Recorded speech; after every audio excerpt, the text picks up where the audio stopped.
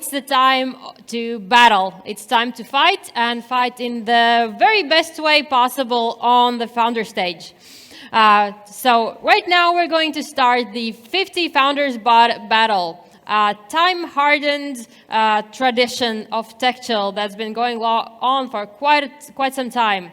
We have already seen that quite a lot of the previous year's winners have went on to become quite successful startups.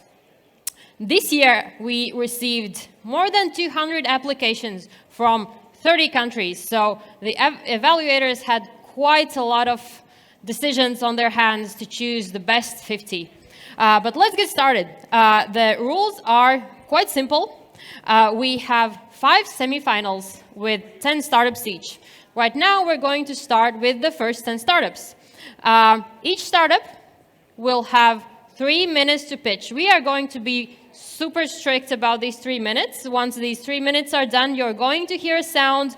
That means, unfortunately, you have to stop your pitch. So try to make sure that you stay within this time limit. And thank you, Christine, for giving us a bit of 30 seconds to go with. And then the jury, who is right here in front of us. And in a second, they will receive their mics, and I will give them an opportunity to also introduce themselves to you.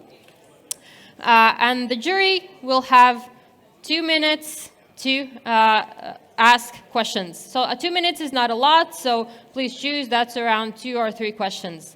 The only thing I'm asking of you, the audience, is to be a kind audience. It takes a lot of courage to step on the stage, especially sometimes if you're a first-time founder.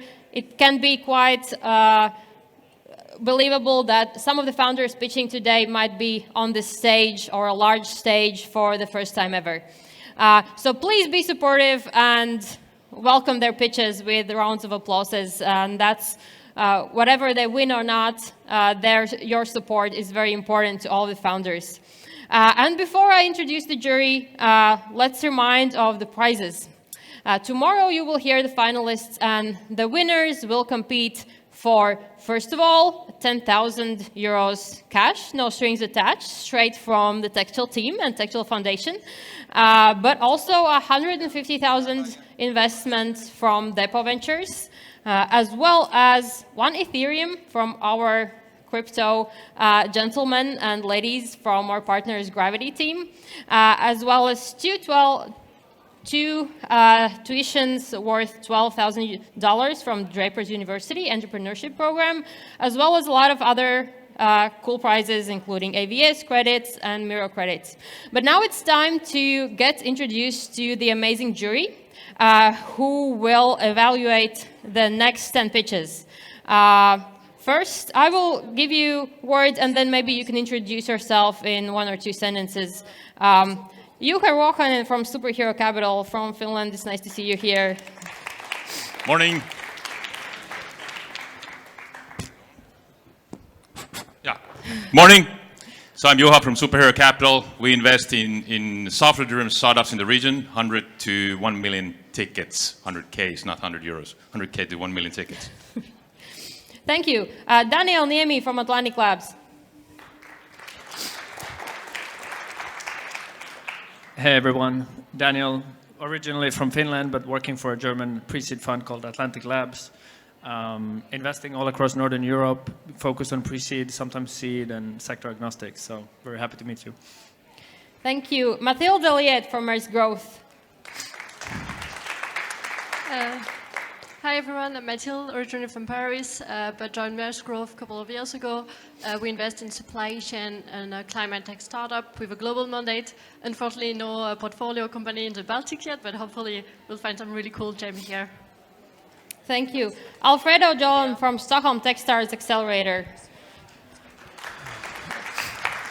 Hey, born in Brazil, grew up in the States, moved to Stockholm for fun last July, representing Techstars in Stockholm. Maybe we'll see some of these companies in the Stockholm Accelerator.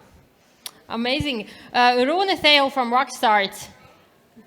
I know he's just running here, so let's apologize on his behalf, but he's going to be here in a while. But let's not waste any more time and let's get started. The first startup to pitch is SimpleCharge. Get on the stage and good luck.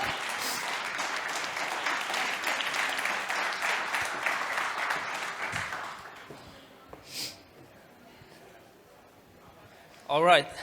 Hello, everyone. This is not right. This is not my, this is something else.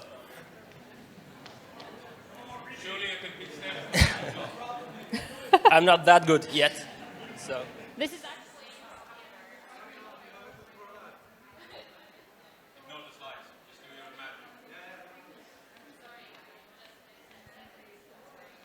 All right, how are you? Okay, great, thanks. All right, double number 2. So, hi everyone, my name is Artis, this is SimpleCharge, and we convert streetlights to electric vehicle charging stations. So, as you know, we have a climate crisis and transportation sector has many challenges. And we know that EVs are the answer for on-road transportation, but they also need a charging infrastructure. So if we want to have a large number of EVs on the roads, we need a lot of chargers. But conventional chargers are time-consuming and expensive to construct. So we came up with a solution to utilize existing streetlight infrastructure for EV charging. It is faster and more cost-effective to deploy. Our solution supports upgrading of old or new lampposts. We offer a wide range of adjustable power, like 2 to 22 kilowatts, which corresponds to a charging speed of 10 to 100 kilometers per hour. We support active load balancing for maximum utilization of available power. And our solution is also standalone deployable without the lampposts. So we are currently operational on lampposts of Rigas Gaisma and Neste. We are looking forward to scaling up in Kīpsala and Liepāja in closest time. And we're working on a scale-up project for Croatia, Malta, and Jelgava municipalities next year, and are in talks with Amsterdam City. We estimate that the market size for electric vehicle charging devices and services will hit 20 billion by 2030, and our goal is to acquire a 5% market share. And our first go-to-market strategy are lampposts, for instance, with more than 1,000 suitable light poles in Riga alone. Our team's vision is to build an infrastructure that gives every electric vehicle owner a peace of mind when looking for a charger. And we are confident that our team can do it. We have expertise in hardware, software, and business development, and we are passionate about EVs. We were born in Urban Mobility Incubator, middle of last year. We have won several competitions and raised a capital shy of 30,000 euros. We're looking for partners that could help us with access to municipalities, infrastructure operators, and financing. My name is Artis, I'm from SimpleCharge, and I welcome you to our booth tomorrow, and looking forward for your questions.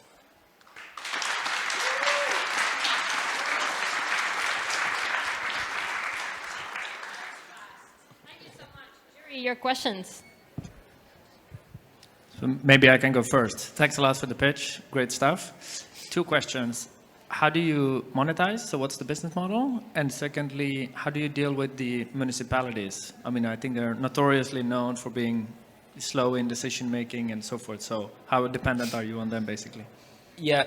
Currently, since we are just starting and we have we are own operators of our chargers, so we are like B2C. But our strategy is go to also to B2B, like offering our solution to existing electric vehicle charging network operators, like Electrum in Latvia or Virtas in Europe and so on. So that is that. And regarding the municipalities, like we have a quite good experience with Riga City, and we are talks with other municipalities, as I shown you. So it's not so bad. Let's put it that way. So what is your secret sauce here? It feels like this is a business model innovation that you're trying to do, or do you have some software or something that makes you unique, or what is it? Of course, there are companies that do similar things in US and in UK, but our advantage is that we are looking forward to upgrading the existing infrastructure, because the other competitors, they basically ask you to replace the whole lamppost or lamps and so on, but we keep everything as is and just to upgrade the existing infrastructure. Yeah, but why you? I mean, surely someone else can do the same thing, right? Go to the municipalities and bribe them or whatever. Municipalities don't do business, so there must be some. Only with you. Sorry? Only with you. Well, we are the only ones that offer this kind of services. Okay, when can I invest? Sorry? If that's true, when can I invest? We currently don't have a funding round yet, but we are open to talks and yeah. What is the geographical difference of the light poles, both in terms of technology, but also access to municipalities and so on, in different countries? Yes, of course, there can be differences. For instance, for the project we are looking forward to scaling up in Europe, there are different cases, but I don't see it as a problem. There are infrastructure that's owned by municipalities, and there's also private lighting infrastructure. So, yeah. Thank you, and thank you to the jury. A round of applause for SimpleCharge. Woo! And the next up, it's HotelBuddy. Welcome.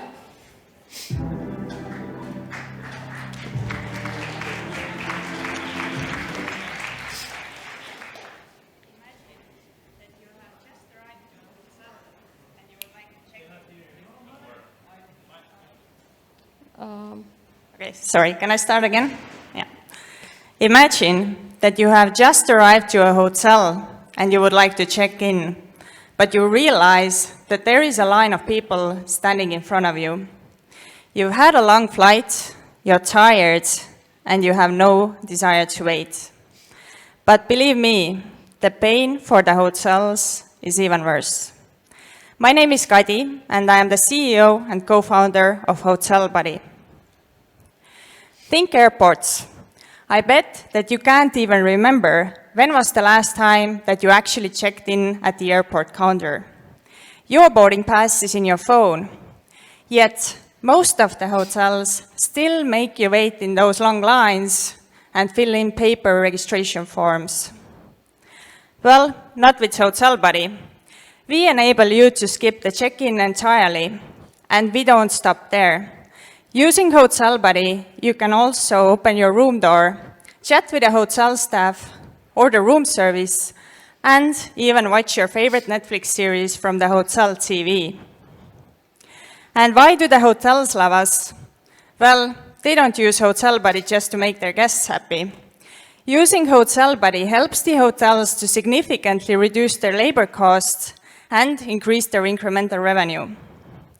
We've only gotten started, but we have already signed up 7 paying customers, and we have a steady flow of income.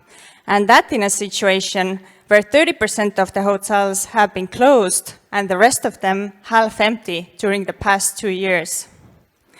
We're a subscription-based company. We're a B2B business, and we offer subscription-based services to the hotels, both SaaS only and SaaS and hardware combined. Hardware might sound scary to you, but it is needed to get through from those hotel doors. And thanks to the hardware that we have developed in-house, we really have a unique position and a competitive edge on the market. And the market, it's huge. The hotels have only started to digitalize, but we will see a massive growth during the next few years. It might just be that the first one who gets there will become the global market leader and possibly a new hotel tech unicorn. Our team comprises of 3 members. Besides me, there are 2 technical founders, and combined we have almost 60 years of market experience. We are currently seeking capital to onboard 5,000 new hotel rooms and launch in one of the biggest tourism countries in the world, Italy. So, shall we bring the hotels to 21st century together? Thanks.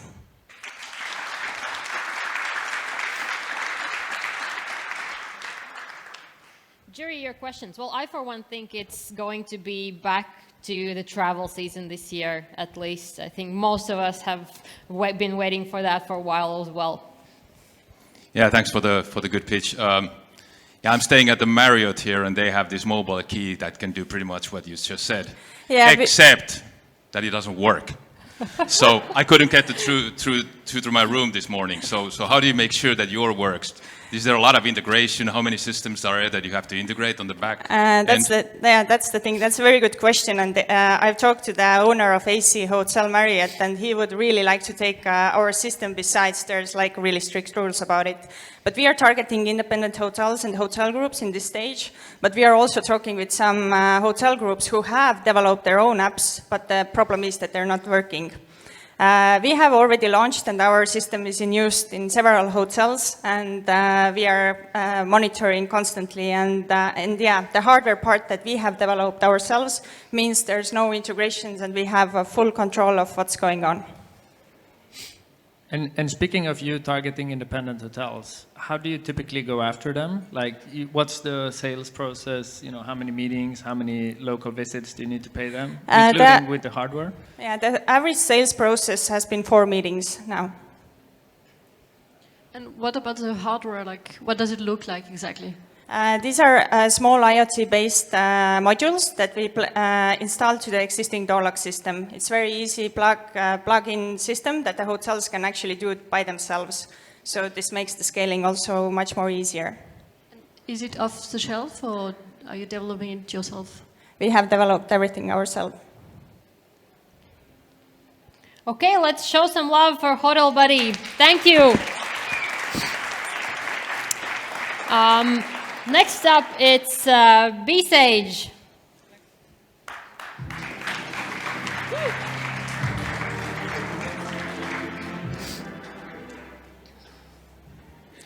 Hi, my name is Ru, and I'm here to tell you about how much we owe to the honeybee. More than 1/3 of the world's crops depend on bees. Frighteningly, they are facing serious threats like pesticides and climate change. In the US, almost 46% did not survive last winter. And we rely on bees for more than just pollination. It is the livelihood of about 5 million beekeepers worldwide. It is a tough business for many reasons. You may turn up to the apiary having driven about 100 kilometers and discover that you've missed the nectar flow. Flowers don't bloom according to the calendar. Our smart beehive scales help to avoid this situation. Once per hour, they measure weight, temperature and humidity to help beekeepers to take advantage of peak blooming periods and to know exactly when to expand the beehive. It's the first device that we're developing for our beehive monitoring system that boosts productivity and honey yield to benefit the earth through data-driven beekeeping. It is the watchful eye not only for the commercial value, but also the sustainability and survival of bees. Sensor node will be particularly important here through capturing the sound frequency inside the beehive. We satisfy the needs of both commercial and hobby beekeepers. There are 615,000 of them in the EU. At 50 euros per month, this gives us an immediate addressable market of 369 million. We outshine our competitors through user experience and a lower initial investment. Everything works right out of the box, and a beekeeper needs less than 100 euros to get started. Since launch, we've been test selling our prototype for over 10,000, reaching over 40 customers, and we were growing at 47% per month until we had to slow down due to the global semiconductor shortage because we've been doing all manufacturing in-house. Despite our supply chain issues, 62% of customers surveyed would be very disappointed if they could no longer use BeeSage. We've now switched to a subscription model, $7.99 per month plus $99 setup fee. Also, as we are gaining insights from the data, we are developing analytics products for stakeholders who don't even need our devices. our colony of worker bees are competent in hardware, software, and marketing. Myself and 5 engineers, plus our advisor who's been analyzing beehive data for more than 20 years. We'll double our team size, open new countries, and reach 300 customers by the end of this year. For this, we are extending our pre-seed round, and you have an opportunity to co-invest with Techstars. Thank you.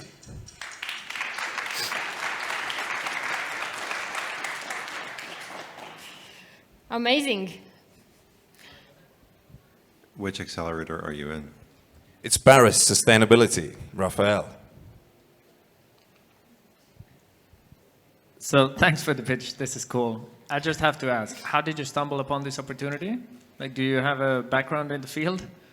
I love this question. This was an absolute serendipity. 2 years ago, I was on this same stage pitching after a hackathon, which was in collaboration with TechChill and LMT, the largest Latvian telecommunications company. And that's the hackathon where I met my co-founder. I was very green as a coder, and I just thought I'll do the hackathon to test my skills. I met my co-founder there. His dad is a hobby beekeeper, and they had this issue previously, so he had this idea that actually he wants to use IoT to solve this problem. We both resonated with it, and we haven't looked back since. I wouldn't want to do anything else. And I've also joined the Beekeeping Association and becoming a beekeeper, so it's an amazing problem to solve. Nice.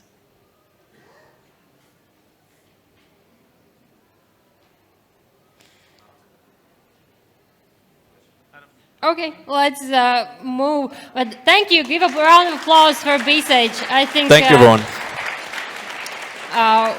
One of my favorite examples that you can create really cool ideas actually in a hackathon, and this one came from a TechChill hackathon. So, you know, hackathons really create amazing startups with great potential.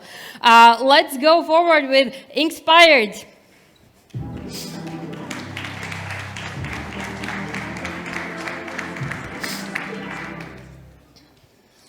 Hi, my name is Galo Vargas, and I am the CEO and founder of Inkspired. And we are on a vision to become the platform that supports the next bestseller in the world. So for creators and authors of storytelling, developing an audience is almost the most important challenge. Normally, they have the lack of opportunities as emerging writers. They have reduced community reach, they have scarce monetization resources, and lack of tools to measure their traction or engagement in the readership or audience. Therefore, millions of euros are lost in opportunities to monetize these great stories just because they couldn't find the right audience. So, our solution for this is called Inkspired, a social storytelling platform for emerging writers, creators, and readers where you can create and write new interactive fiction. You can publish your stories, your books, your book series, novels, comics way faster. You can engage and get direct feedback from your audience and validate the idea of your story or your book using metrics. Moreover, you can sell as you like, meaning setting off like a one-off sale, having memberships for your readers, making a pre-sale, or even launching your own crowdfunding campaign. And all of that on a market worth 20 billion euros a year. More than 50 million people call themselves either writers or independent creators. So far, we have helped over 219,000 writers to get published in 7 different languages in a catalog of 300,000 stories. And we have helped to connect almost 1 million users through storytelling and literature. And our community is still growing by a 30% rate every single month. Readers spend 500,000 minutes reading on Inkspired every day. And the way we achieve this is by matchmaking curated content that our authors are producing with the right audience. We provide these authors a smart tool so they can create better fiction and also provide them resources for monetization where they can make forecasts and projection of how much money they can make depending on the language market they are targeting. And the amazing team behind this has over 50 years of combined experience in the publishing industry, plus the help of 50 ambassadors around the world that are helping us to grow our community every single day. So, our vision is to become the platform that supports the next bestseller in this region and in the world. So help us foster creativity and make publishing literature and content more democratic. Thank you. Thank you. Can I ask a question? What is the most popular topic? Well, it depends on the language market. In Spanish, it's romance. In English, it's fantasy. And in Portuguese, it's fan fiction.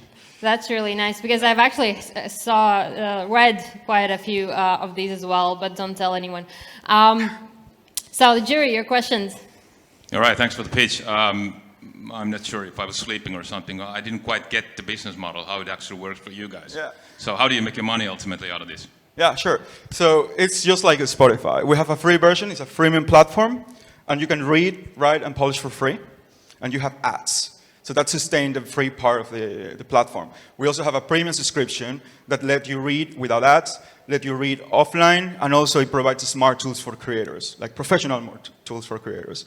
We also charge commissions when they make sales. So you could take a small cut on that. That's.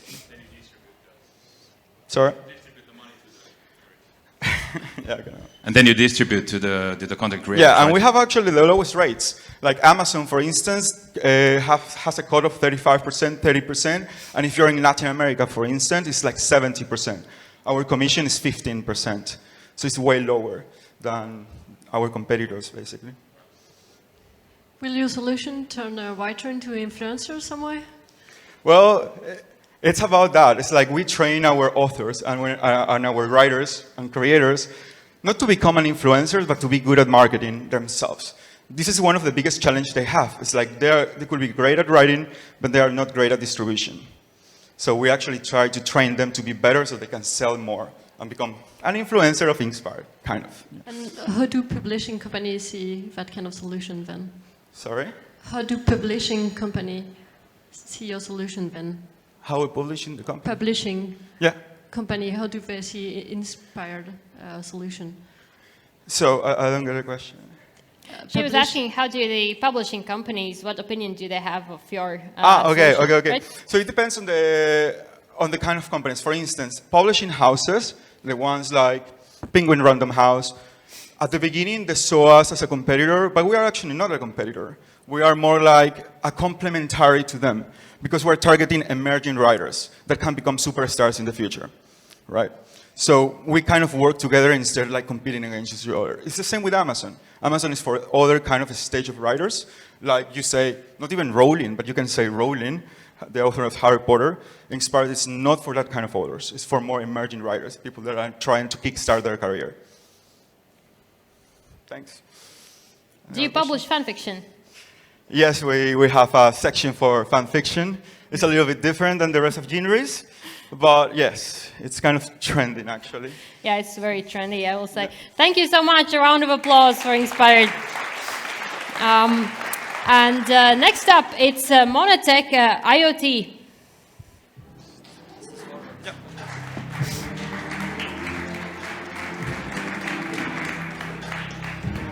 Hello. Yep. Hi, my name is Gattis and I'm from Team MonaTek. We're developing an IoT-powered energy management system for real estate and factories.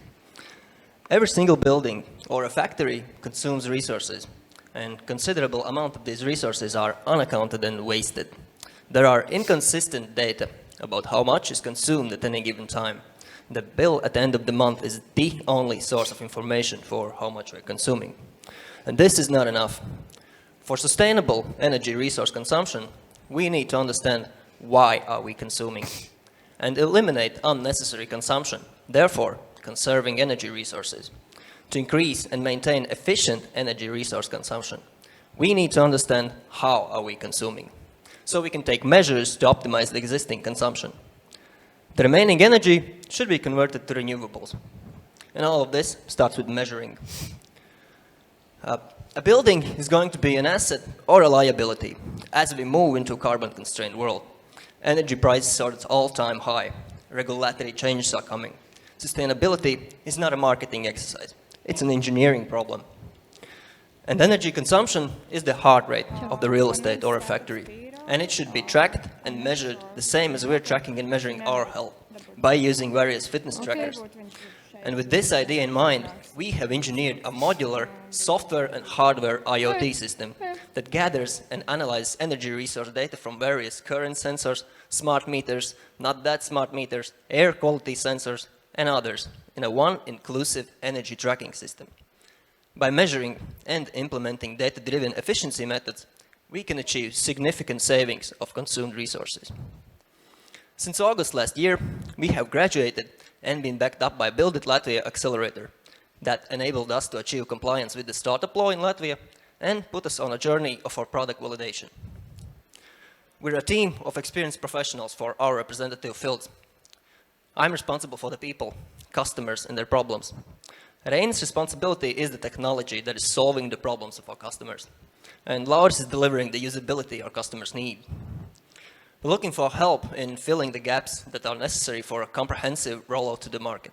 We value insights and knowledge about sustainability topics, and we're looking for early adapters who would like to help us validate our products and lower their utility resource bills in this process. We're also looking to raise a seed round of financing. Thank you very much. We are MonaTek. Thank you. Did I understand right that you applied for the Latvian startup law? I'm sorry? Did I understand right that you applied? Yes, you did. I will use the opportunity to pitch that the Latvian startup law is a really amazing tax incentive, also valuable for investors, for startups based in Latvia. But now it's time for your questions, the jury. Thanks for the pitch. Can I ask, where do you think you can go beyond, or how do you think you can go beyond monitoring? Because I think of monitoring as sort of the first step, but then taking action based on the data is obviously what's key to achieving change. Well, we believe that this keeping change is by by gathering data and implementing these data-driven efficiency methods. And you can only achieve these data-driven efficiency methods when you have gathered the data. You have to measure before you can optimize it. So I guess, are you then planning to, start offering this yourself or partner with other companies to achieve that? For the moment, we're partnering with other companies, with energo efficiency companies, but we're planning to expand our team and get these efficiency consultants in-house. Much of this data is extremely sensitive. What security measures do you have in place with a team of 3 to protect the integrity of this data?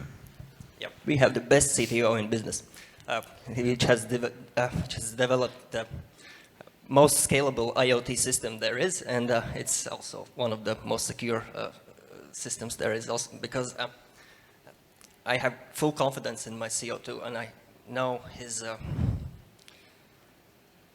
attitude towards security. You can always check it with us. Come talk to us. Thank you. Thank you. And let's give a round of applause and support. Thank you. And now our next startup pitching. We're right in the middle of the semi-finals. We've had 5, and we have 5 startups left to pitch. I'm going to welcome Octopus Cybersecurity. Quite a topic for the times. It's on time. Hi, everyone.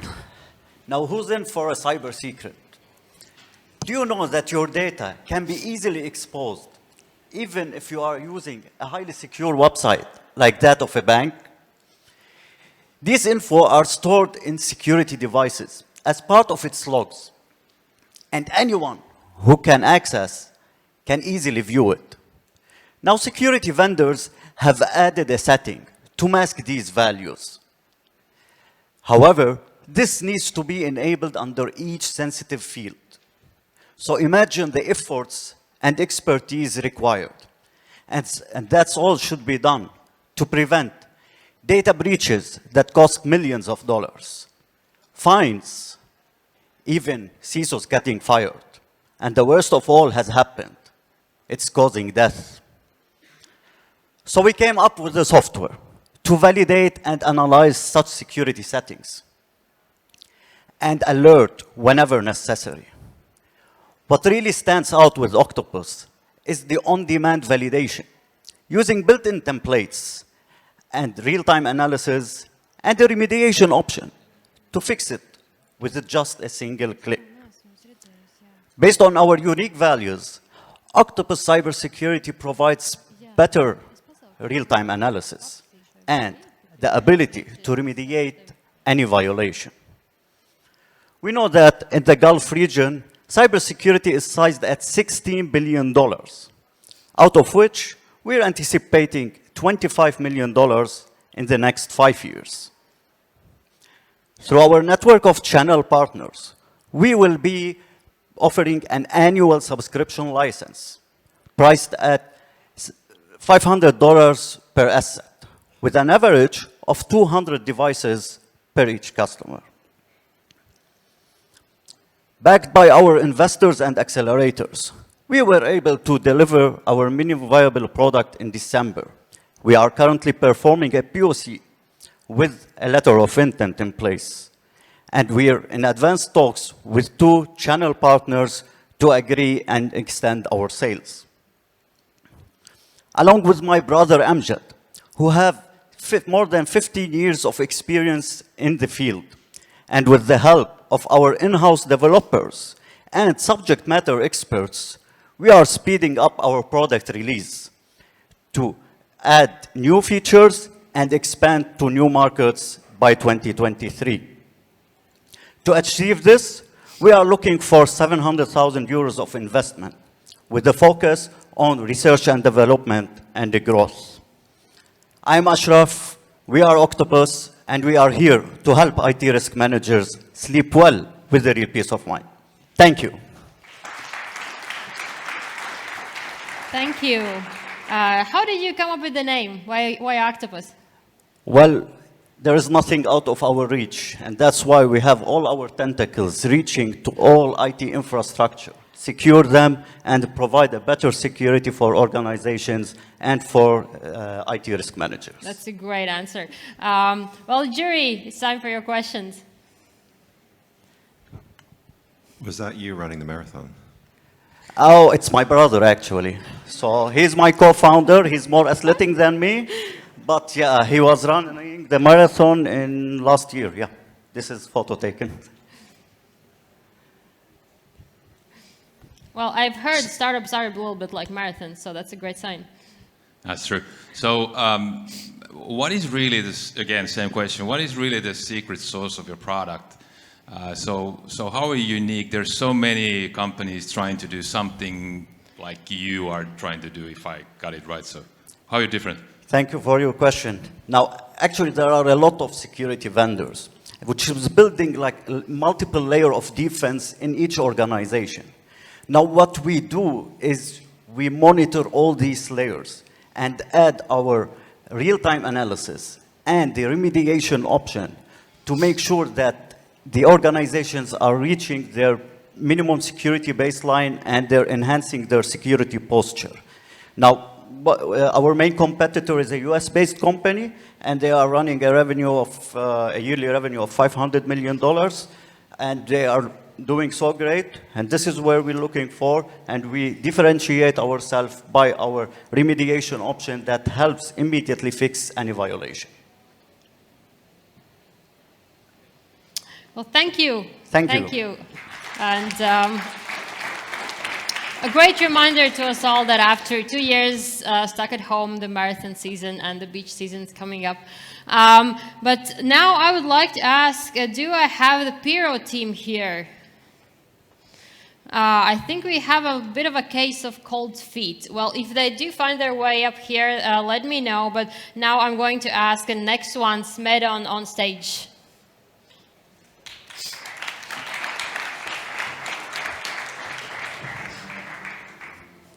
Hi guys, my name is Helvis, and I'm co-founder of MEDON, an online medical clinic. MEDON was built with the simple purpose of improving your health and saving your time. A typical doctor's visit can be split into 5 steps, 4 out of which are simply put a waste of your time and resources. On average, it takes at least 2 hours for a patient to see a doctor for 15 minutes. We believe it should not really be that way. Ergo, MEDON, an online clinic where patients can meet doctors in the form of a video call. You simply register, apply, pay, call the doctor, and get well. It's that simple with MEDON. It is estimated that the market will grow at at a nearly 40% annual rate until 2025, reaching a total of 4.2 trillion euros, out of which approximately 160 billion account to outpatient market. Simply put, it means medical services that do not require an overnight stay at a hospital or a clinic. A 0.5% of that market share translates into 800 million worth of revenue, which is our long-term goal. In terms of competition, MEDON is currently the only full-scope online medical clinic with in-house doctors in the region. Our key target clientele is millennials and Zoomers who value efficiency and technology. Online is the new black, and telehealth is among the top growing industries today. So MEDON makes perfect sense. Our business model is a commission-based revenue. We collect a fee from the patients. We pay a remuneration to the doctors, out of which 90% of the fee is allocated to the doctor's remuneration, and the rest is our commission. We are live in Latvia since January this year, and as of today, we have approximately 50 doctors working with us. They have delivered already more than 100 consultations, and we have more than 200 registered patients. We also specialize in cardiology and health disease treatment. The focus for Q2 will be to raise awareness in the market by participating in an event called Health Malfunction Days, where we will provide free consultations to patients, as well as we plan to launch a health survey in collaboration with Longenesis, our partners. We also plan to launch version 1 of our mobile app. The second part of the year, we will focus on fundraising to expand in the Baltics and increase our team. And next year, we plan to scale the existing operations. Our current team covers all the main areas of expertise that are required for the company to grow. Thank you for your time. I hope this was useful. Thanks.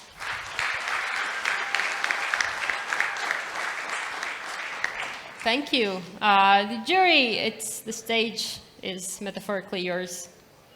All right, thanks for your pitch. During the last 6 months, I've looked at least 10 similar services that you're offering here now. So again, how are you different than companies like Crew, for example? I didn't quite understand because you didn't really tell me how it actually works. So can you elaborate a little bit? So the difference between us and other similar companies who initially seem similar is actually that most of those other companies, they operate more as an intermediary. We, on the other side, operate more as a clinic, similar to a physical clinic, only online. So the doctors that work with us, they are basically our employees.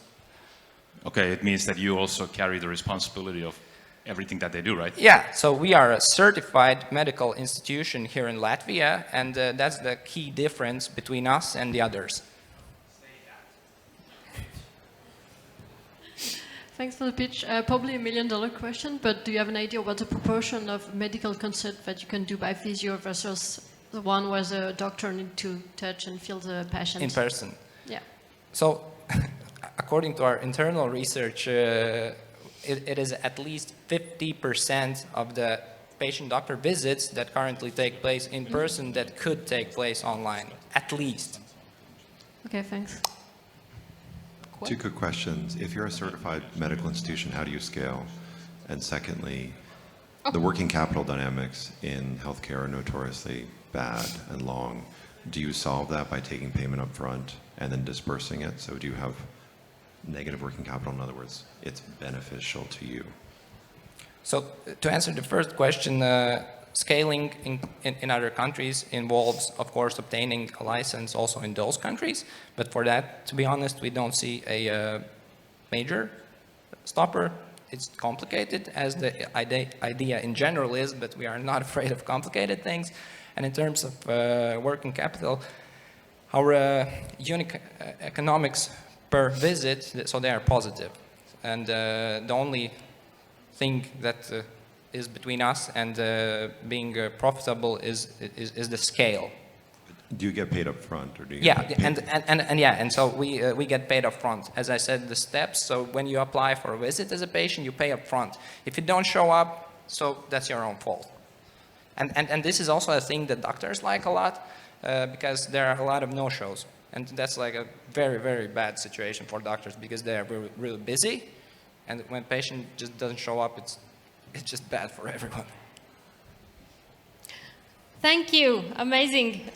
Great pitch and a very, very important area. I think everyone agrees that health tech is one of the most important ones of this time. We are moving towards the final two pitches. So I will welcome Sebelo on stage.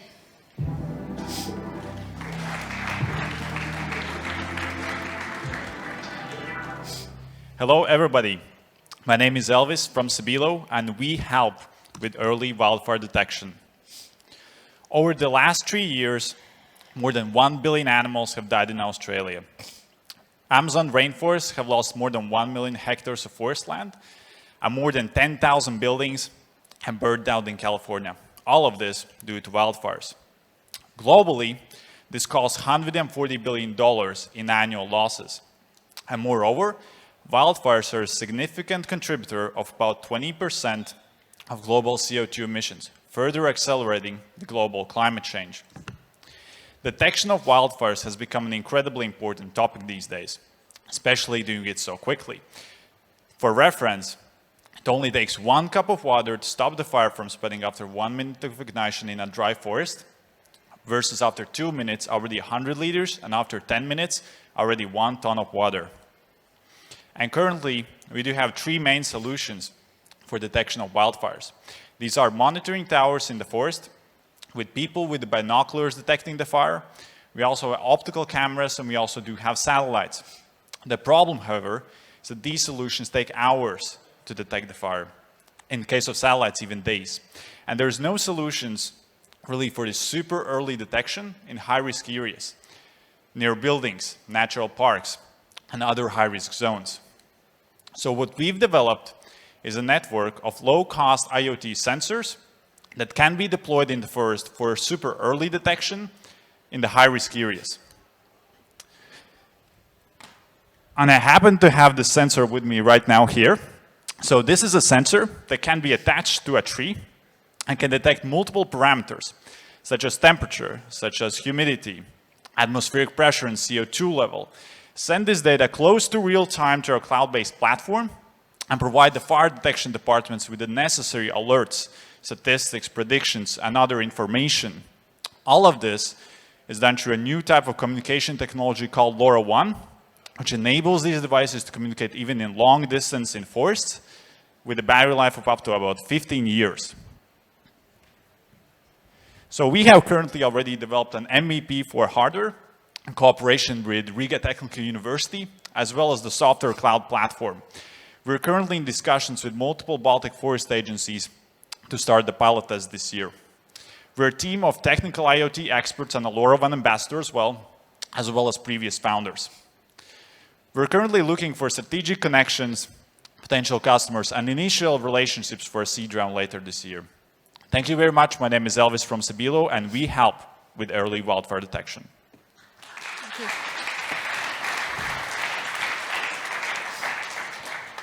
Do you spend time in the forest as much as the average Latvian? Yes, all the 3 co-founders. Amazing. I will just share a bit of facts that actually 52% of Latvia is covered by forests. So that's, if you're asking yourself why we have forest tech so much evolved, so that's probably the answer. So the jury. Great. I think you're onto something important here, and this is turning out to be a massive problem. My question was, how do you get the sensors out there? Like, I mean, I guess someone has to take them out in the forest, but maybe you can expand a bit on more broadly how you plan to take this to market. Sure. So in terms of go-to-market strategy, so 2 of the 3 founders actually have a previous B2G sales background, working with basically government forest agencies and doing the pilot tests and full-scale deal rollouts. In terms of, the actual deployment, basically, it's a cloud-based platform, but in terms of the sensors, obviously, we have to deploy them in these high-risk areas. So, for example, in Latvia, we worked with agencies to define which are the high-risk areas, and place these sensors there. So there's basically a person physically going and attaching these sensors, and then it's standing there for about 15 years and being totally remotely controlled. All right. Hi, Elvis. Good to see you again. Yep, I wonder about the market dynamics. So is the market large enough, considering that you're aiming to get an VC investment maybe in the future? So can you elaborate a little bit? And of course, sales cycles must be quite long for public sector, right? Exactly. So yes, so annually it's costing $140 billion in annual losses. Moreover, more precisely, insurance companies that are actually covering the forest are losing about $30 to $50 billion globally on these forests as well. So we think that the market size is big enough, and the problem is becoming just more absent these days. Maybe you can explain to me, like I'm a 6-year-old, how it communicates. I think of forests and I think of areas with no cell coverage. You didn't mention mobile or 4G communication. And then the second, talk to me like I'm a 6-year-old, is animals. Animals, I think, would be very curious about these devices. If you've ever met a bear, they like to destroy things. Sure. Firstly, regarding the animals, yeah, so we actually don't think that would be a huge issue because that... I have met a bear. Right. by myself. Mm-hmm. So regarding the technology, how the sensors communicate, so the technology is called LoRaWAN. Right, that stands for long-range Wi-Fi. So basically, it's similar as to Wi-Fi, but it communicates over 40 times longer distances, yeah, but with way lower data consumptions. It's a new technology. And what we're leveraging is actually a helium network. It's a crypto network that was launched maybe like 3 years ago, and basically, we currently have global coverage of the LoRaWAN networks almost everywhere. And the places in the forest where it's still not there, the sensors have a gateway that basically transcommunicate the network even further, the next sensors.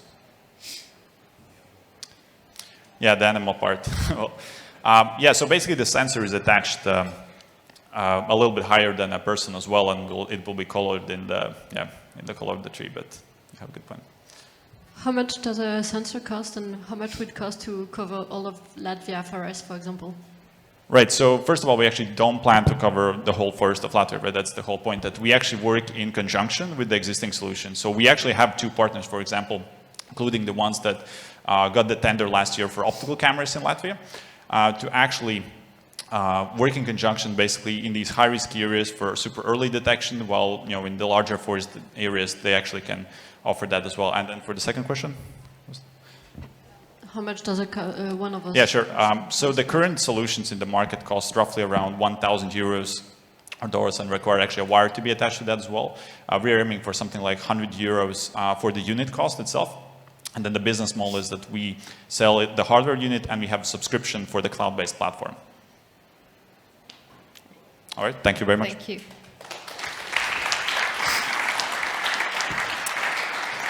Well, I really hope you have a plan for that not to get eaten by a bear, because that is a problem in Latvia. So we're up for the final startup of this semi-final, TerraWaste.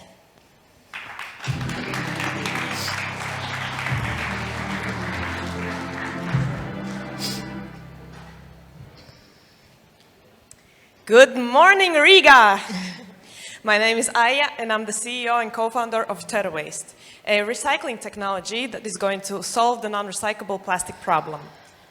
Fuel, chemical, and plastic industries are struggling with environmental footprint, very low quality of recycled material, and huge material losses in the amount of approximately 32 billion euros annually.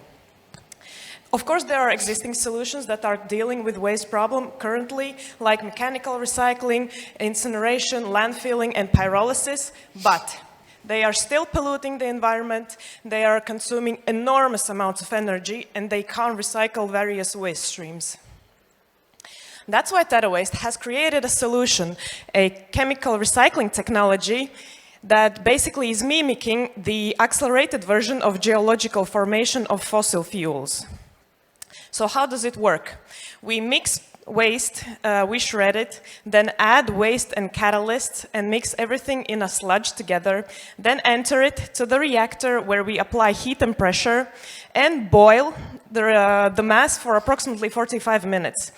After that, we obtain crude oil, biochar, and high-value chemicals, and reuse heat and water in a loop, that way dramatically decreasing the energy consumption.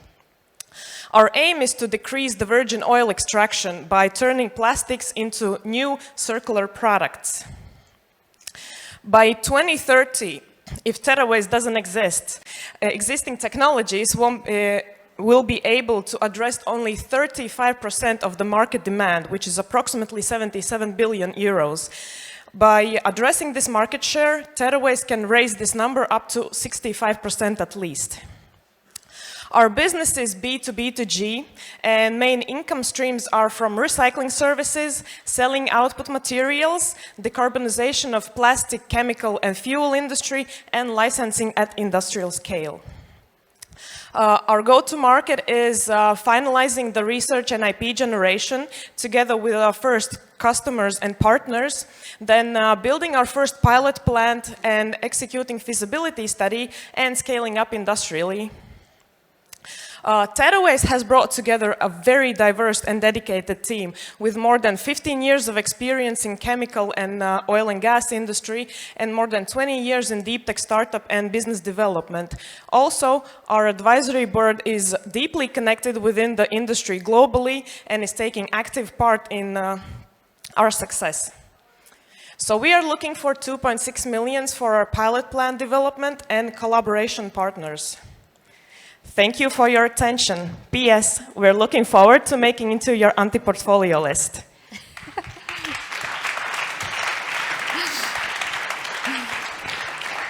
That's a very nice thread on point. The jury. So this is amazing. If this actually works the way you describe, I think you have something quite powerful at hand. And my question is, how do you set yourself up with regards to partners, that bring you all the input that you need, and what would a typical facility look like? Where would you place it? Maybe you can just expand on that a bit. Yeah, thank you for the question. So we are looking to partner up with closed loop companies. Those are the ones that are producing waste within their production chain and set up a plant next to their production facility, basically. So we would actually recycle the waste that they are generate straight away and bring it back into the line of production for them in order to decrease the logistic costs or any other extra revenue losses that they might encounter due to need to ship the waste somewhere else.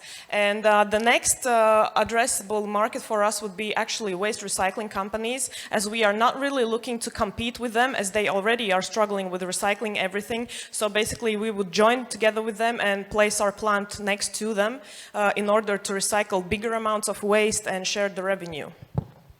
So it's a very interesting innovation, but these kind of innovations typically work well in a lab, whereas when you try to make it a mass scale production, then you encounter problems. So how do you make sure that that doesn't happen to you? It has happened to many other similar companies. So. It's a fair point, I give you that, but there are actually three companies worldwide that have scaled this technology industrially. The only thing is that how we differ, they are recycling organic waste and they are producing fuel from it. So we have switched the focus from recycling plastics to valuable output products afterwards. So basically, it is possible to scale it up industrially, and there is a company that is in Australia that is currently developing their plant on a very large scale. So basically it is possible to do it. The engineering solutions that we provide, they will have to be tested. But in general, yeah, it's possible.